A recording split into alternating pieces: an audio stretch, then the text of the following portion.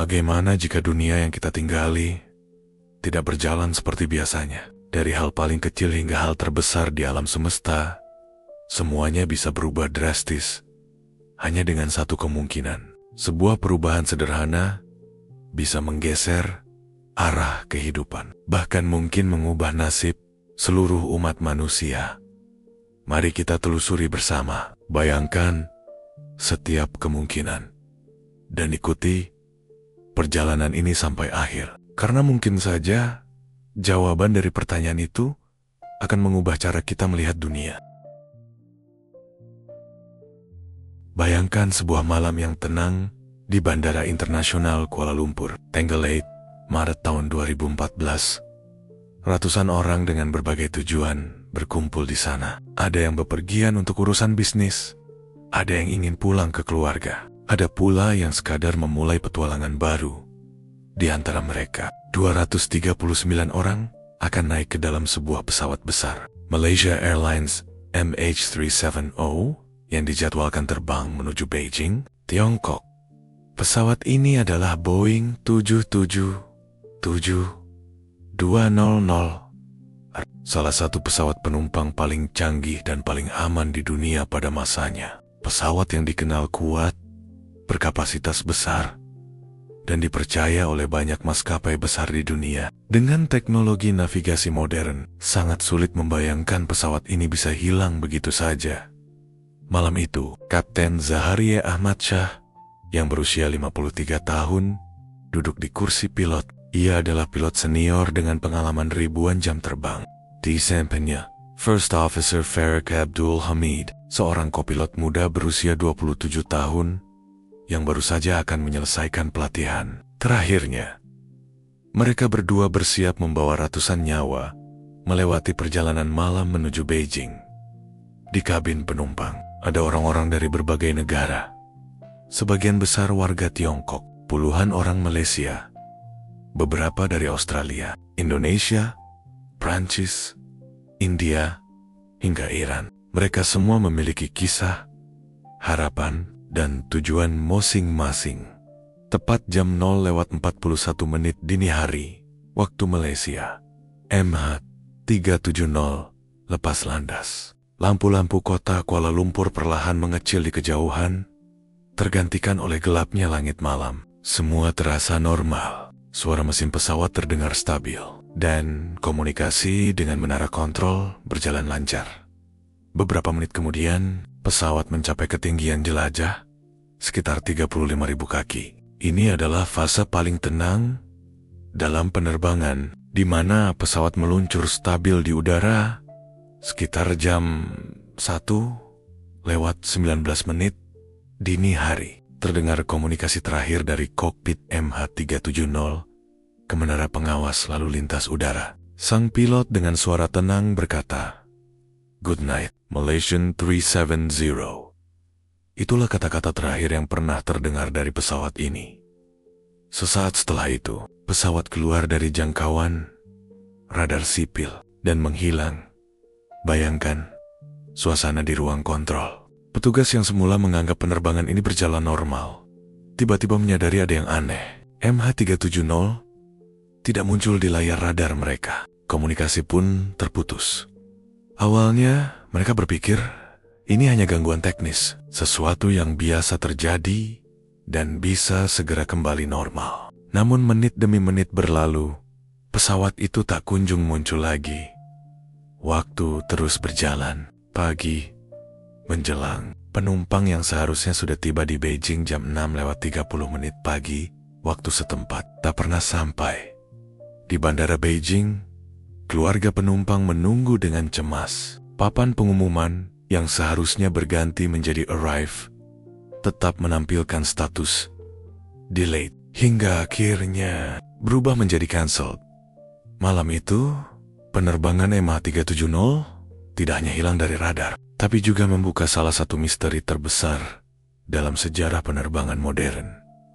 Sebuah penerbangan biasa yang seharusnya berakhir dengan rutinitas normal, berubah menjadi cerita penuh teka-teki yang masih menghantui dunia. Hingga hari ini, pesawat yang hilang malam itu bukanlah pesawat sembarangan. Malaysia Airlines MH370 adalah sebuah Boeing 777-20 OER di dunia penerbangan. Boeing 777 dikenal sebagai salah satu pesawat penumpang paling modern, besar, dan aman pada masanya. Pertama kali terbang pada tahun 1994. Pesawat ini dipakai oleh banyak maskapai besar di seluruh dunia. Narator bisa menjelaskan dengan bahasa sederhana. Kalau diibaratkan, Boeing 777 adalah seperti mobil mewah, keluaran terbaru yang penuh dengan sensor dan teknologi keselamatan. Sulit dibayangkan pesawat sebesar ini bisa begitu saja hilang tanpa jejak. Mari kita lihat kecanggihannya. Boeing 777 dilengkapi dengan transponder, yaitu perangkat yang secara otomatis mengirimkan posisi pesawat ke radar darat. Jadi, selama transponder aktif, pengawas lalu lintas udara bisa melihat di mana pesawat berada, bahkan arah dan kecepatannya. Selain itu, ada juga komunikasi radio dua arah, sehingga pilot bisa setiap saat berbicara dengan menara kontrol. Lalu ada sistem ASHARS Aircraft Communications Addressing and Reporting System, semacam pesan digital otomatis yang rutin dikirim ke maskapai untuk memberi informasi tentang kondisi pesawat. Dan yang paling penting, Boeing 777 juga bisa terlacak lewat sinyal satelit. Jadi, walaupun berada di tengah lautan atau daerah terpencil tanpa radar, pesawat tetap bisa meninggalkan jejak digital melalui satelit yang mengorbit di atas bumi. Dengan semua teknologi itu, seharusnya pesawat tidak mungkin benar-benar hilang. Jika ada masalah teknis, biasanya pilot akan mengirim sinyal darurat. Jika ada mesin mati, setidaknya ada waktu untuk memberitahu. Bahkan, dalam kecelakaan terburuk sekalipun, biasanya lokasi jatuh bisa segera diperkirakan dari radar terakhir yang merekam posisinya. Tapi MH370 berbeda. Seolah-olah semua sistem yang bisa melacak pesawat ini berhenti bekerja secara berurutan. Transponder mati. ASHARS berhenti mengirim data. Radio komunikasi tak lagi terdengar. Dan yang aneh, semua itu terjadi beberapa menit setelah pilot mengucapkan selamat malam dengan nada suara yang normal, seolah tidak ada masalah apapun. Narator bisa menambahkan penekanan dramatis. Disinilah misteri besar itu dimulai. Pesawat modern yang dirancang untuk selalu bisa dipantau, tiba-tiba lenyap begitu saja, seperti ditelan kegelapan.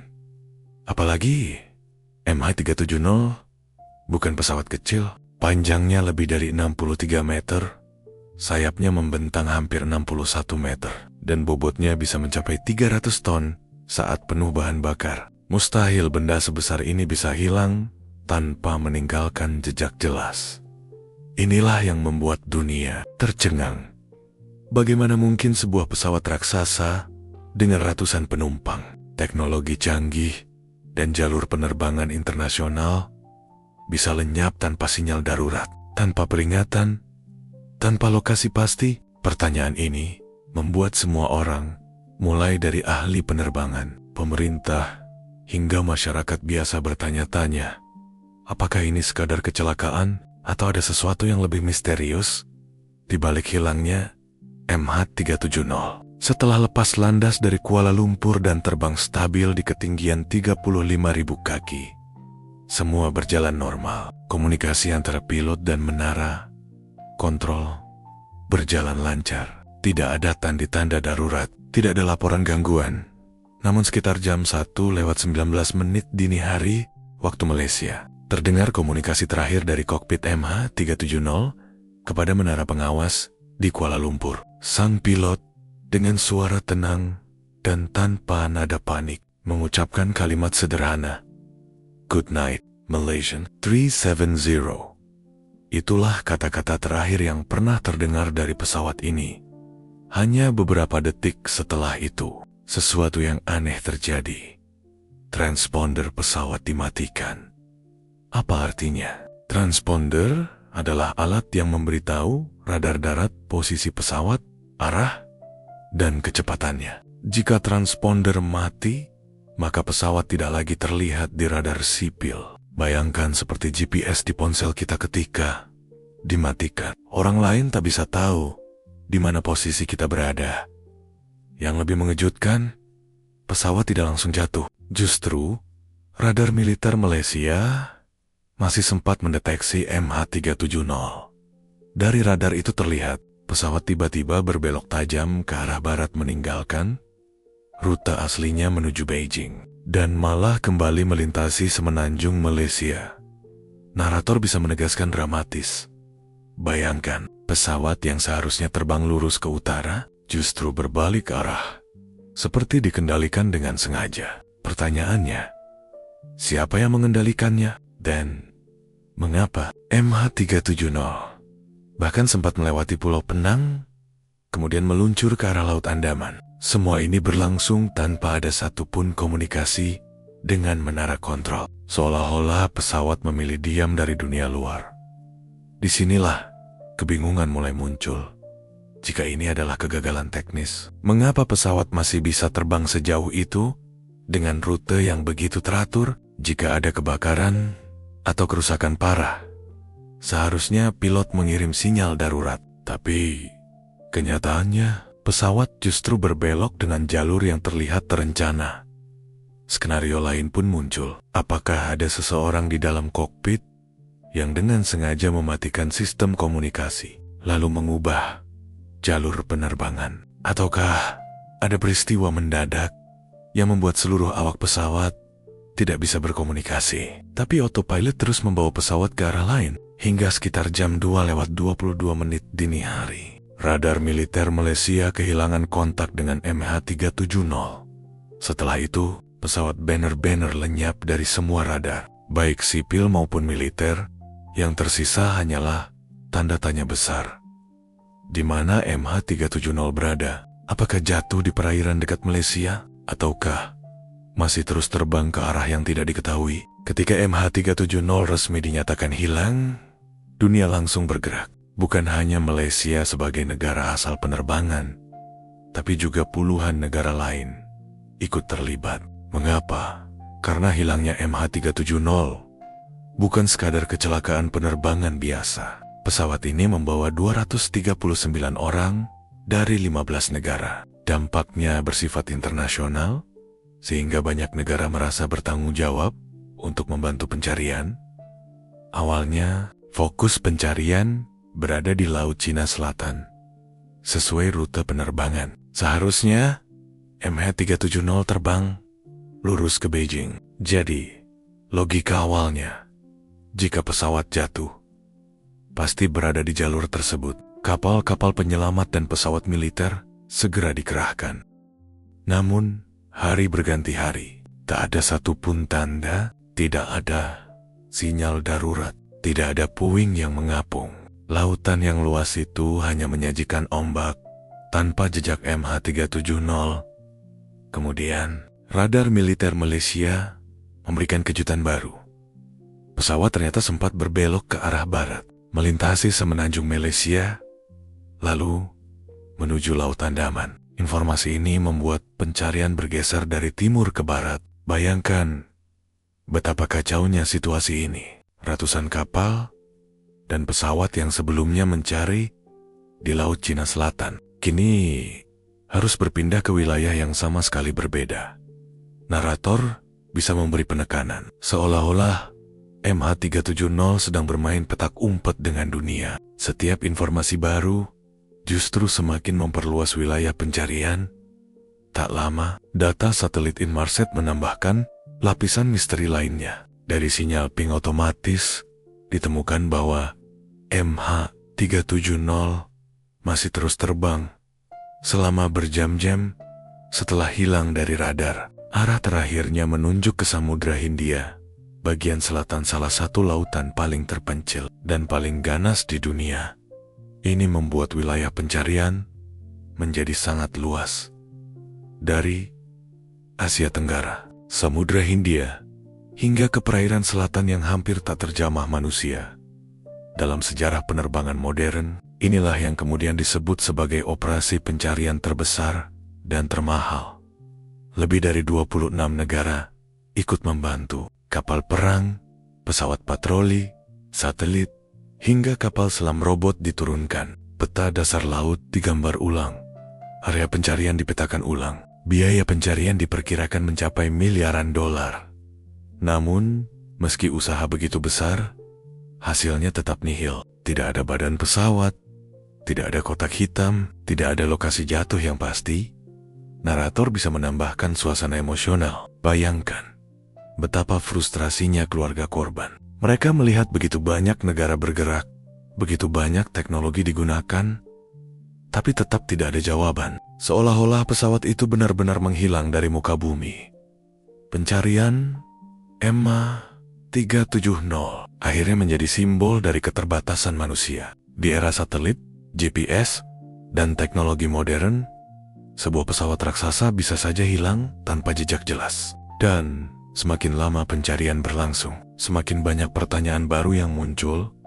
Ketika radar sipil dan militer sudah kehilangan jejak, EMHA 370, harapan seakan padam. Bagaimana mungkin mencari sebuah pesawat di lautan luas tanpa titik koordinat yang jelas? Namun, ada secercah cahaya dari sesuatu yang tidak banyak orang tahu. Data satelit. Pesawat EMHA 370 sebenarnya dilengkapi dengan sebuah sistem bernama ACARS, semacam SMS otomatis dari pesawat ke maskapai yang mengirimkan data teknis secara rutin. Tapi malam itu, ACARS berhenti bekerja setelah lepas landas. Seolah-olah sistemnya sengaja dimatikan. Namun, ada hal yang tidak bisa dimatikan dengan mudah. Sinyal dari satelit Inmarsat. Walaupun ARS berhenti mengirim data, mesin komunikasi satelit di pesawat tetap melakukan semacam ping otomatis. Ibarat ponsel yang sesekali menyapa menara BTS untuk bilang, "Saya masih ada, walau saya tidak kirim pesan." Dan inilah yang menjadi kunci. Data dari satelit Inmarsat menunjukkan bahwa EMHA 370 masih terus menyapa satelit setiap 1 jam sekali. Bahkan setelah hilang dari radar, sinyal terakhir tercatat pada jam 8:19 pagi waktu Malaysia, sekitar 7 jam setelah pesawat terakhir kali berkomunikasi dengan menara kontrol. Artinya, pesawat ini tidak jatuh segera setelah transponder mati. EMHA 370 masih terbang jauh, menempuh ribuan kilometer, menuju arah yang sama sekali berbeda dari rute awalnya. Bagaimana para ahli tahu arah penerbangannya? Mereka menganalisis apa yang disebut ARC atau lingkaran satelit. Sinyal dari pesawat ke satelit hanya memberitahu jarak, bukan lokasi pasti. Jadi, untuk setiap ping, para ilmuwan hanya tahu pesawat berada di suatu titik pada lingkaran raksasa di bumi. Dari analisis pola kecepatan dan arah terbang, akhirnya dibuat 2 kemungkinan jalur besar. Jalur utara menuju Asia Tengah, jalur selatan menuju Samudra Hindia bagian selatan. Setelah mempelajari lebih jauh, para ahli menyimpulkan bahwa jalur selatanlah yang paling mungkin. Artinya, EMHA 370 kemungkinan terbang ke salah satu tempat paling terpencil di bumi. Samudra Hindia Selatan, jauh dari daratan, jauh dari kapal, dan hampir mustahil ditemukan dengan mudah. Narator bisa memberi penekanan dramatis. Bayangkan, sebuah pesawat raksasa dengan 239 orang di dalamnya, terbang selama 7 jam tanpa komunikasi, menuju lautan yang sepi dan tanpa saksi. Misteri pun semakin dalam, siapa yang mengendalikan pesawat sepanjang waktu itu, dan mengapa? Temuan ini mengubah arah pencarian dunia. Dari Laut Cina Selatan, perhatian beralih ke Samudra Hindia, sebuah wilayah lautan dengan ombak ganas, kedalaman ribuan meter, dan hampir tidak tersentuh manusia.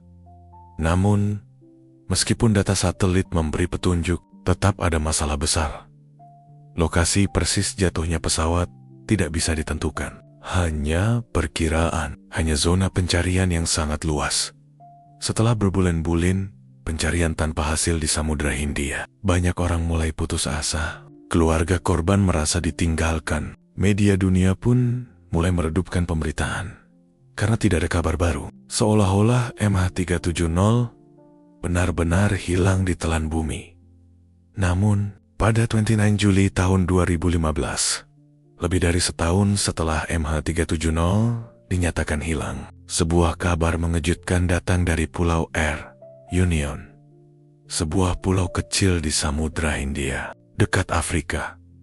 Seorang pria yang sedang berjalan di pantai menemukan sebuah benda besar terdampar. Benda itu berupa serpihan sayap pesawat, tepatnya flaperon bagian sayap yang membantu pesawat mengatur kecepatan saat lepas landas dan mendarat.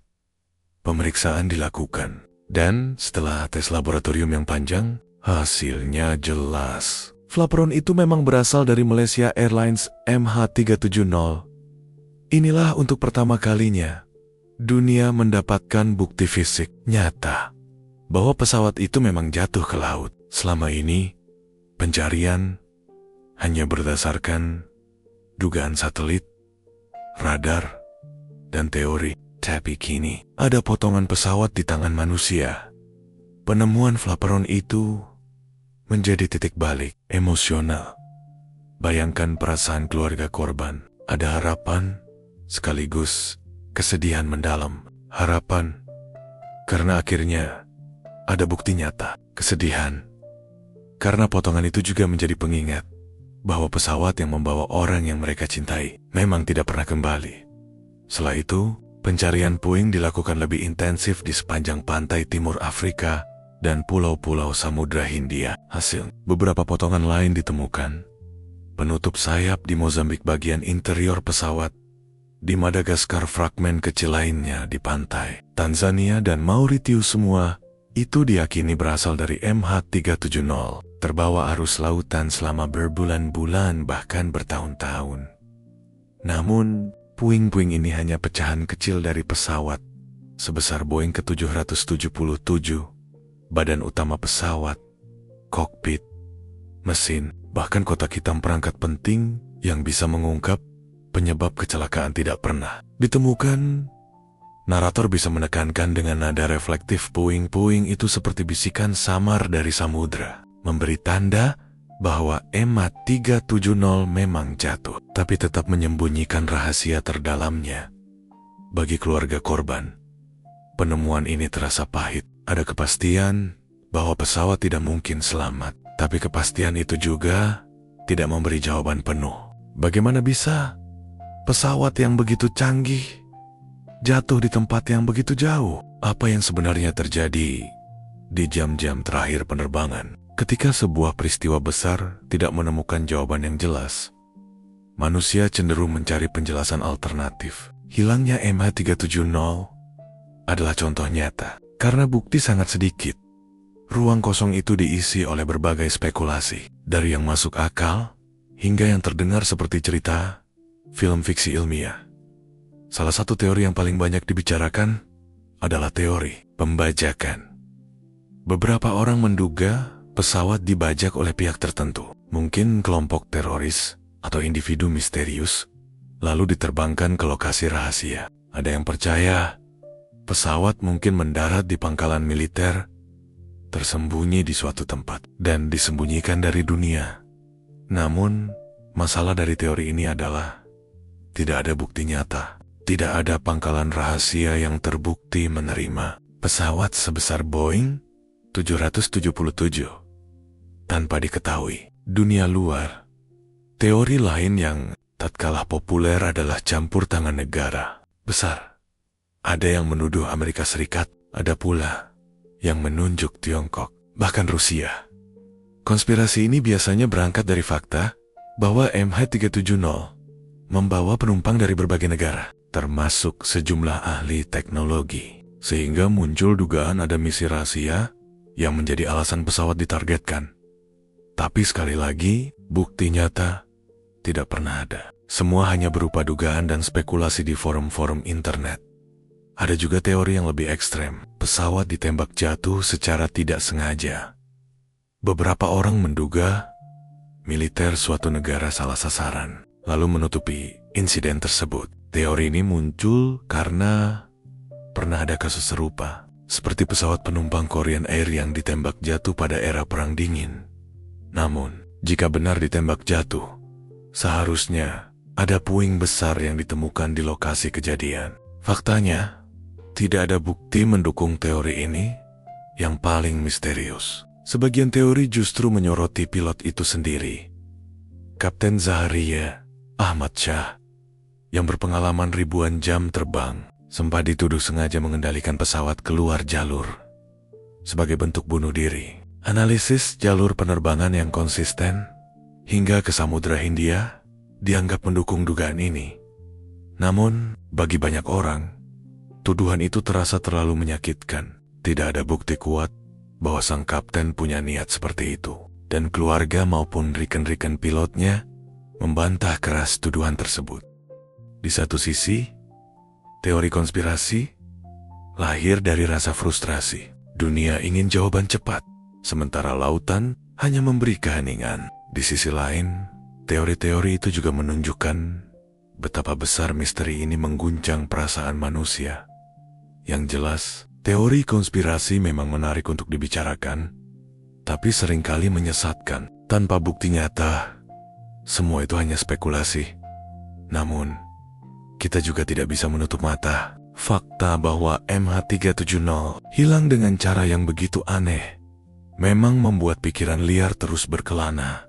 Di balik segala teori konspirasi yang ramai dibicarakan publik, para pakar penerbangan, insinyur, dan peneliti tetap bekerja dengan satu tujuan, mencari penjelasan yang masuk akal dan berbasis bukti.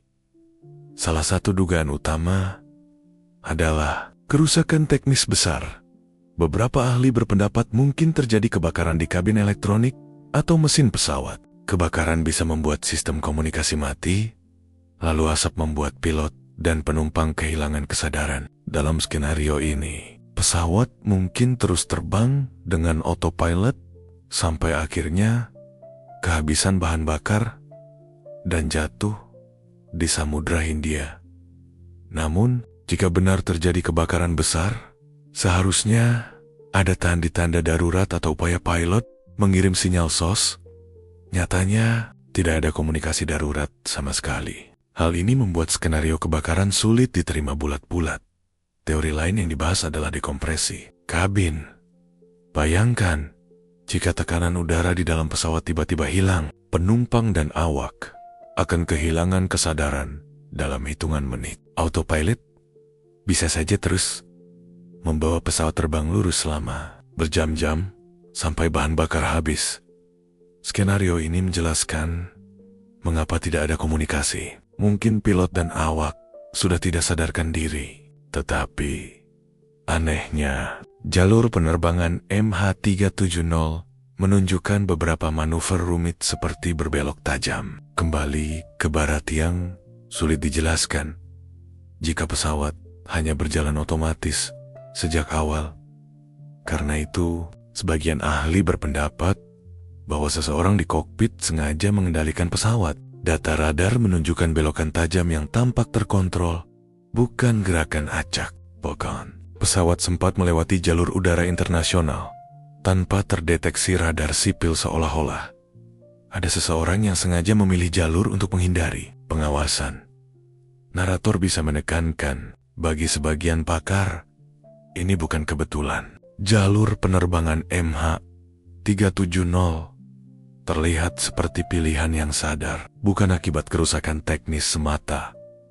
Namun, siapa yang mengendalikan pesawat? Disinilah perdebatan tak kunjung selesai. Apakah pilot, kopilot, atau ada pihak ketiga yang berhasil masuk ke kokpit? Investigasi resmi tidak pernah menemukan bukti jelas tentang adanya pesan terakhir, catatan pribadi, atau tanda-tanda tekanan psikologis yang bisa menguatkan teori ini. Selain itu, para pakar juga menganalisis data satelit Inmarsat lebih dalam. Dari pola sinyal terakhir, ada indikasi pesawat kehabisan bahan bakar, lalu turun dengan kecepatan tinggi. Namun, jalur turunnya masih diperdebatkan. Apakah pesawat jatuh menukik tajam atau justru meluncur perlahan di bawah kendali seseorang? Setiap analisis membuka kemungkinan baru, tapi tidak ada yang bisa dipastikan 100%. Bagi dunia, hilangnya MH370 adalah misteri penerbangan terbesar. Tapi bagi ratusan keluarga yang ditinggalkan, itu bukan sekadar misteri, melainkan luka yang tak kunjung sembuh. Bayangkan perasaan mereka pada pagi 8 Maret tahun 2014. Mereka seharusnya menjemput ayah, ibu, anak, atau sahabat di Bandara Beijing. Mereka sudah menunggu di ruang kedatangan, melihat layar jadwal kedatangan pesawat. Namun, jam terus berjalan. Status penerbangan berubah dari delayed menjadi cancelled. Dan tak lama kemudian, kabar mengejutkan datang. Pesawat dinyatakan hilang. Bagi sebagian orang, itu seperti mimpi buruk yang mustahil dipercaya. Sejak saat itu, keluarga korban menjalani hari-hari penuh ketidakpastian. Mereka tidak tahu apakah orang yang mereka cintai masih hidup atau sudah tiada. Mereka tidak tahu apakah harus berharap atau mulai merelakan. Setiap kali muncul kabar baru, hati mereka kembali berdebar. Ketika ada laporan radar baru, mereka berharap pesawat masih bisa ditemukan. Saat puing pertama ditemukan di Pulau Air Union, ada rasa lega karena akhirnya ada bukti. Namun, sekaligus pedih, karena itu juga berarti pesawat memang benar-benar jatuh. Banyak keluarga korban merasa frustrasi dengan pemerintah dan lembaga penyelidik. Mereka merasa informasi terlalu lambat, tidak transparan. Bahkan ada yang curiga, ada sesuatu yang dicutab to Taipei. Di Malaysia, Tiongkok, hingga Prancis, para keluarga korban membentuk komunitas dan organisasi untuk terus menekan pemerintah agar pencarian tidak dihentikan. Mereka mengadakan konferensi pers, menulis surat terbuka, bahkan melakukan protes di depan kantor maskapai. Narator bisa menekankan, bagi kita, misteri ini mungkin sekadar teka-teki, tapi bagi mereka, setiap potongan jawaban adalah tentang hidup orang yang mereka cintai. Ada pula kisah menyentuh dari beberapa keluarga yang tidak pernah menyerah. Seorang ibu dari Tiongkok terus menyimpan ponsel anaknya, berharap suatu hari akan berdering. Seorang pria Australia menulis buku untuk mengenang istrinya yang berada di dalam MH370, dan beberapa keluarga bahkan ikut serta dalam ekspedisi pencarian independen, rela mengeluarkan biaya pribadi demi menemukan jawaban. Waktu terus berjalan, tahun demi tahun berlalu, tapi luka itu tidak pernah benar-benar sembuh. Setiap kali ada berita baru tentang MH370, meski kecil, harapan itu kembali menyala. Ada keluarga yang masih percaya pesawat mendarat di suatu tempat. Ada pula yang hanya ingin satu hal, menemukan tubuh orang tercinta agar bisa dimakamkan dengan layak. Sudah lebih dari 1 dekade sejak MH370 hilang dari radar dunia. Namun, hingga kini, jawaban pastinya masih belum ditemukan. MH370 bukan sekadar catatan kecelakaan penerbangan, ia adalah simbol keterbatasan manusia di era modern. Bayangkan, di zaman satelit bisa memotret permukaan Mars, dan ponsel kita bisa melacak lokasi hanya dengan GPS. Sebuah pesawat raksasa seberat 200 ton bisa hilang begitu saja, tanpa jejak yang jelas. Bagi banyak orang, hal ini seperti tamparan. Teknologi kita ternyata masih punya celah. Selama bertahun-tahun, pencarian dilakukan dengan teknologi paling canggih, kapal selam robot, sonar, dan analisis satelit. Para pakar dari berbagai negara bersatu, tapi hasilnya hanya beberapa serpihan kecil yang hanyut ribuan kilometer dari lokasi dugaan jatuhnya pesawat. Narator bisa memberi tekanan dramatis, seolah-olah lautan menyimpan rahasianya rapat-rapat, tidak ingin mengembalikannya pada dunia. Misteri MH370 mengajarkan 2 hal besar. Pertama, tentang sains dan teknologi, kita belajar bahwa Meski dunia sudah maju, pencarian di lautan dalam masih penuh tantangan. Samudra Hindia adalah salah satu perairan paling terpencil dan paling ganas di dunia. Menemukan satu pesawat di kedalaman ribuan meter di sana, bagaikan mencari jarum di tumpukan jerami yang tak berujung. Kedua, tentang sisi kemanusiaan, keluarga korban terus menuntut jawaban, dan dunia ikut merasakan empati mereka. Misteri ini bukan hanya soal data, radar, atau mesin Boeing 777, tetapi juga tentang harapan, kehilangan, dan perjuangan manusia menghadapi ketidakpastian. Sampai hari ini, penyelidikan resmi menyimpulkan bahwa MH370 kemungkinan berakhir di Samudra Hindia bagian selatan. Namun, kata kemungkinan itulah yang masih menggantung. Tanpa penemuan kotak hitam atau badan utama pesawat, kita tidak akan pernah tahu dengan pasti apa yang sebenarnya terjadi di langit malam. 8 Maret tahun 2014, MH370 tetap menjadi misteri besar. Misteri yang membuat kita bertanya-tanya, bagaimana pesawat bisa hilang di era modern? Apakah kita akan pernah tahu jawabannya? Atau apakah lautan akan selamanya menyimpan rahasia itu? Yang pasti, hilangnya MH370 akan selalu diingat sebagai pengingat betapa rapuhnya manusia di hadapan alam, betapa terbatasnya pengetahuan kita, dan betapa berharganya setiap jiwa yang hilang. Misteri ini mungkin belum terpecahkan, tapi kisahnya akan selalu hidup, menjadi bagian dari sejarah dunia yang tak terlupakan.